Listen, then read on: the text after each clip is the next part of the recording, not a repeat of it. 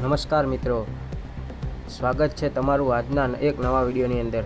તો મિત્રો, આજે અંબાલાલ પટેલે સૌથી મોટી આગાહી કરી છે। મિત્રો, ગુજરાતના હવામાનના આગાહીકારક એવા અંબાલાલ પટેલે 2025ના હવામાનની આગાહી કરી દીધી છે અને મિત્રો એપ્રિલ અને મે મહિનામાં માવઠાની શક્યતા અંબાલાલે વ્યક્ત કરી છે। મિત્રો, અંબાલાલ પટેલે ઉનાળા પાકને તાપમાનમાં અનુકૂળ રહેતું નથી તેવું પણ જણાવ્યું છે અને મિત્રો તેમણે વધુમાં જણાવ્યું છે કે બંગાળની ઉપસાગરમાં 20થી 25 નવેમ્બર સુધી ડિપ્રેશન ચક્રવાત બની શકે છે અને મિત્રો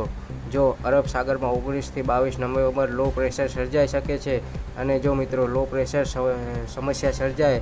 તો મિત્રો ખેડૂતોને ઘણું બધું નુકસાન થવાનું છે અને મિત્રો ગુજરાતમાં પણ વરસાદની આગાહી કરવામાં આવી છે અને મિત્રો ટૂંક જ સમયમાં ગુજરાતમાં વરસાદી એંધાણો વર્તાઈ રહ્યા છે। મિત્રો 2025માં અંબાલાલ પટેલે ઉનાળાના કાળઝાળ ગરમી વચ્ચે મિત્રો વરસાદની આગાહી અંબાલાલ પટેલે કરી છે અને મિત્રો ગરમીનું તાપમાન 42 ડિગ્રીથી લઈને 43 ડિગ્રી સુધી પહોંચી શકે છે અને મિત્રો ઉત્તર ગુજરાતમાં 45 ડિગ્રી મહત્તમ તાપમાન રહેવાની મોટી શક્યતા અંબાલાલ પટેલે વ્યક્ત કરી છે અને મિત્રો ગુજરાતના અનેક વિસ્તારોમાં 25 એપ્રિલ સુધી હીટવેવની આગાહી કરવામાં આવી છે અને મિત્રો હવામાન નિષ્ણાત પરેશ ગૌસ્વામીએ જણાવ્યા અનુસાર 10થી લઈને 12 શહેરોમાં તાપમાનમાં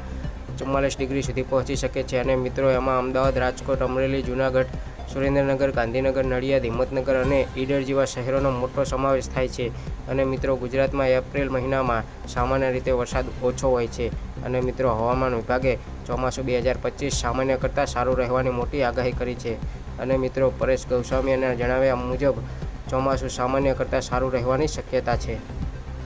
અને મિત્રો આ વખતે 87% વરસાદ થવાની ધારણા છે અને મિત્રો હાલમાં રાજ્યમાં ટૂંક સમયમાં વરસાદ નોંધાઈ શકે છે અને મિત્રો થોડા વિસ્તારોમાં વરસાદી છાંટા જેવું રહી શકે છે અને મિત્રો આગામી 4 દિવસ સુધી ગુજરાતના કેટલાક વિસ્તારોમાં વાદળછાયું વાતાવરણ રહેવાની પણ મોટી શક્યતા વ્યક્ત કરવામાં આવી છે। મિત્રો મંગળવારે સાબરકાંઠામાં વરસાદી ઝાપટા પડ્યા હતા અને મિત્રો એ બાદ અનેક વિસ્તારોમાં વીજળી અને કડાકા ભડાકા સાથે વરસાદ વરસ્યો હતો અને મિત્રો એક બાજુ લોકોની ગરમીમાંથી રાહત મળી રહી છે અને બીજી બાજુ ગુજરાતમાં કેટલાક વિસ્તારોમાં વરસાદ નોંધાઈ રહ્યો છે અને મિત્રો વરસાદ નોંધાવાના ગુજરાતના ખેડૂતોને ભારે નુકસાન થઈ શકે છે તે માટે મિત્રો ગુજરાતના ખેડૂતોને સાવધાન રહેવા માટે જણાવવામાં આવ્યું છે। તો મિત્રો વિડીયો તમને પસંદ આવ્યો તો વિડીયોને એક લાઇક કરી ચેનલને સબસ્ક્રાઈબ જરૂરથી કરી દેજો। તો મિત્રો મળીએ આવતા નવા વિડીયોમાં। તો જય હિન્દ, જય ભારત।